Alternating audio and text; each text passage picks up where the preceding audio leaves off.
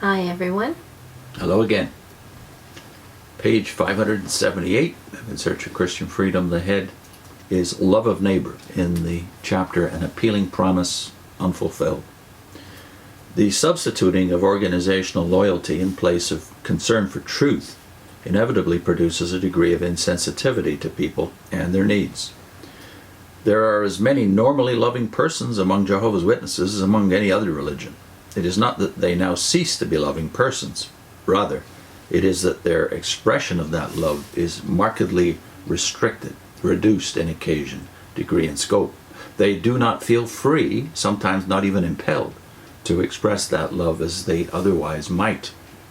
When Jesus gave the parable illustrating genuine love of neighbor, he chose not the figure of a fellow Israelite or Judean, but that of a Samaritan, a man of another nation, whose religion differed from that of the Jews in general, whose religion many of them despised, a man toward whom they felt superior in their righteousness. That's, of course, Luke chapter 10, 29 to 37, the Good Samaritan parable. He said that sonship with God, who makes his sun rise on the wicked people and good, and makes it rain upon righteous people and unrighteous, is not demonstrated simply by love and warmth towards one's brothers, while being cool and distant in one's dealings with all others. It called for love towards those whom it is most difficult to love, even those who appear as enemies, and for the expression of a friendly attitude toward not just one's brothers, but those not one's brothers, toward outsiders. And that's from the Sermon on the Mount, Matthew 5, 43 to 48.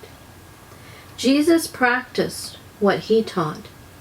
He was willing to share meals and be a guest at homes where a Pharisee would never have set foot, causing him to be vilified and denounced as a man gluttonous and given to drinking wine, a friend of tax collectors and sinners. And that's referring to Matthew 11, verse 19. By contrast, the Watchtower organization fosters the spirit of a closed society, whose only interest toward persons in the community outside is to seek to convert them to membership in that society.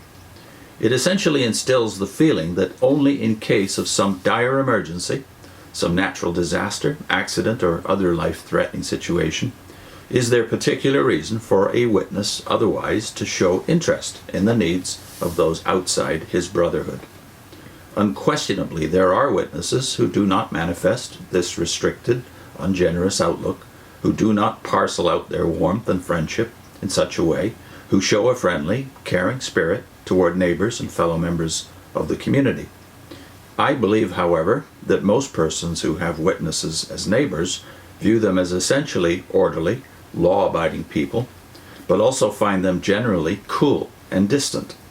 Most witnesses feel that for them to go to a meal in the home of worldly neighbors or others would lead to organizational criticism in very much the same terms as those religious authority employed against Jesus. One of the first things that seriously disturbed me was being made aware of the lack of neighbor love even within the witness organization, and this on the part of those at the top level thereof. The manner in which, after only brief discussions, decisions could be made that would seriously affect the lives of thousands of persons was more than anything else what upset me. I came to realize that the concept of the exalted importance of organization allowed for men to develop an attitude that I can only describe as cynical toward the rest of the brotherhood, and still not feel a sense of guilt. Statements made in governing body sessions time and again conveyed the viewpoint that the rank and file among the witnesses needed to be strictly controlled through rulings and policies to avoid widespread wrongdoing. The genuineness of the heart motivation of witnesses generally was in this way placed in question. The spirit among many governing body members seemed to be one of trust only ourselves, not the rest of the claimed brotherhood. The sense of responsibility toward others is seriously diminished. There is no sense of guilt in presenting a slanted picture of the organization's past history by the method of withholding facts that are unfavorable and which facts are not generally accessible to the majority of witnesses. When predictions based on certain dates have proved in error, the attitude essentially has been simply say nothing about it, and the people, the body of witnesses, will soon forget it. Governing body members could even have their own personal doubts about the validity of claims regarding 1914 without feeling any need to make any cautionary statements to the witnesses in general as to putting implicit trust in those claims. In this and in many other ways, a cynical attitude is shown, one demeaning to the intelligence of the witness community as a whole. Well, this is the kind of judgment and discernment that's only possible for an ex-governing body member. You do meet these attitudes in brothers, but you don't think of it as going right to the top of the organization. And especially in the past, because in the past when you couldn't see the governing body, when you always just had this vision of some really devout men, sitting around with the Bible open and praying and concerned about truths and the brothers and sisters. That was your assumption. Going to put a link to a video we did on the Good Samaritan parable. It is very useful when thinking of the claims of the Watchtower to be uniquely God's organization. And also to Fenton Hort. Everybody knows who Fenton Hort is, right? He's the man chiefly responsible for the Greek text of the New World Translation.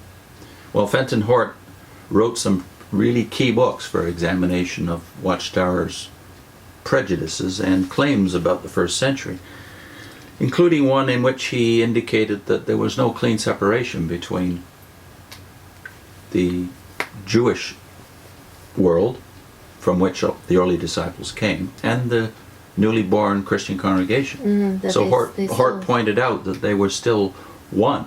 So there was no clean separation. They were not viewed as worldly. So that the unity of the early church was not based upon separation, or demonstrates that. Yeah, they would still attend synagogue and worship with their neighbors and family, as they always did. Yeah. So that's the two links on your screen. And next time, what about this fantastic change in policy in 1990 and 1991, where suddenly the witnesses were instructed to give away their literature for free. And what spin was put on that by the organization when this new policy became, well, it was new light. 112 years after the founding of the Watchtower, they had new light on how to distribute the literature. So that policy is discussed in great detail by Ray next time.